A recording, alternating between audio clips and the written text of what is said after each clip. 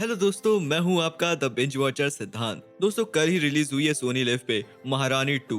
हुमा कुरैशी की ये सीरीज फिर बिहार की राजनीति का वो चैप्टर दिखाने आई है जहां पर गुंडा राज चरम पर है।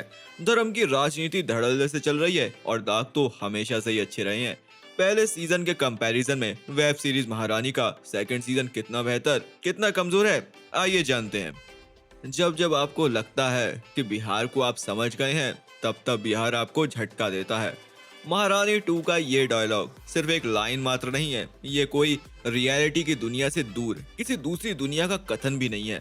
ये तो बिहार की राजनीति का मिजाज है, वो मिजाज जिसने सत्ता में आने और सत्ता से जाने का खेल कई बार रचा है। बिहार की रगों में एक ऐसी राजनीति दौड़ती है जहां पर सही मायनों में वोट के लिए रिश्ते टूटते हैं, रिश्ते बनते हैं और दाग तो हमेशा से ही अच्छे रहे हैं। बिहार का यही चैप्टर महारानी 2 के जरिए हमारे बीच आ गया है। पहले सीजन में घोटाले वाली राजनीति दिखाने वाली महारानी इस बार गुंडा राज मंडल कमंडल की राजनीति से रूबरू करवाने आई है। सेकंड सीजन की कहानी बताने से पहले थोड़ा सा फ्लैशबैक। भीमा भारती यानी सोहम शाह बिहार का मुख्यमंत्री था। पिछड़ी जाति से आते हैं, इसलिए एक अलग ही जनाधार का धनी है और राजनीति के हमेशा केंद्र में रहने वाला शख्स। पॉलिटिकल एम्बिशंस बढ़ते हैं तो दुश्मनों की संख्या भी कुछ ज्यादा हो जाती है। वहीं दुश्मन भीमा पर हमला करवा देते हैं और जनाब को बिहार की गद्दी छोड़नी पड़ जाती है। अब गद्दी तो छोड़ते हैं, लेकिन सत्ता की चाबी अपने पास रखते हैं। सीएम अपनी ही अनपढ़ बीवी रानी भारती यानी हुमा कुरैशी को बना देते हैं। रानी शुरुआत में झिझकती है, बोलने में हिचकती है, लेकिन देखते ही देखते बिहार की राजनीति में चाय में चीनी की तरह घुल जाती है। फिर अपने ही पति की काली करतूतों से पर्दा उठाना, उसे जेल भेजना वाला चैप्टर शुरू हो जाता है, जिसे हम महारानी अध्याय कह सकते हैं। अब यहीं से शुरू होता है second season. Bhima Bharti jail में कैद है, रानी भारती सीएम कुर्सी संभाल रही हैं, लेकिन गुंडा राज बढ़ता जा रहा है। अराजकता चरम पर पहुंच गई है। एक मशहूर मॉडल का रेप हो जाता है और लोकल एमएलए ही उसकी हत्या भी करवा देता है। इसी इंसिडेंट के सेंटर में रहकर महारानी की ये वाली कहानी आगे बढ़ती है। कहने को ये सिर्फ एक जुर्म की दास्तां होती है, लेकिन इसी के इर्द गिर्द बाकी कई दूसरी घटनाएं होती हैं। दागी राजनीति पर चोट, पुलिस और नेताओं के बीच होने वाली सांठगांठ, इसके अलावा कहानी के और दूसरे प्लॉट्स भी हैं। नवीन बाबू यानी अमित सियाल 17 साल से बिहार का मुख्यमंत्री बनने का सपना लिए बैठे हैं, लेकिन हर बार उनके कॉम्पिटिटर उन्हें हरा देते हैं।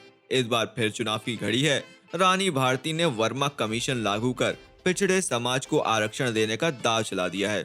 माहौल रानी के पक्ष में बन रहा है, लेकिन तभी जेल में बंद एक हिंदू बाबा का मुद्दा उठता है और नवीन जमीन पर समीकरणों को बदल देता है। ये इस कहानी का दूसरा चैप्टर है, जिसे मंडल बनाम कमंडल कहा जा सकता है। इस सीजन का थर्ड चैप्टर भी है, राजनीति के लिए बनते और बिगड़ते रिश्ते।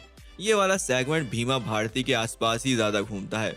उसकी जिंदगी में होती उठा पटक उसके रिश्तों पर असर डालती है और बिहार की राजनीति में भी बड़े ड्रामेटिक मोड़ आते हैं।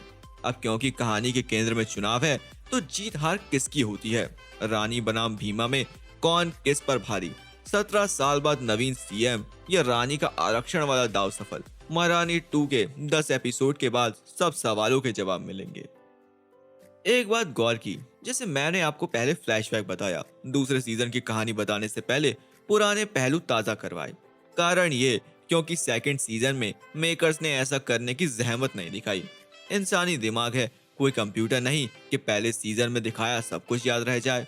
ये मेकर्स की एक चूक है, क्योंकि महारानी जैसी सीरीज में किरदार अनेक है, उनकी अपनी एक कहानी है और वे अलग तरह से उस पर असर भी डालते हैं। ऐसे में दूसरा सीजन देखते समय कुछ किरदार जाने पहचाने तो लगे, लेकिन ये सोचना पड़ा कि पहले सीजन में उनकी क्या भूमिका थी।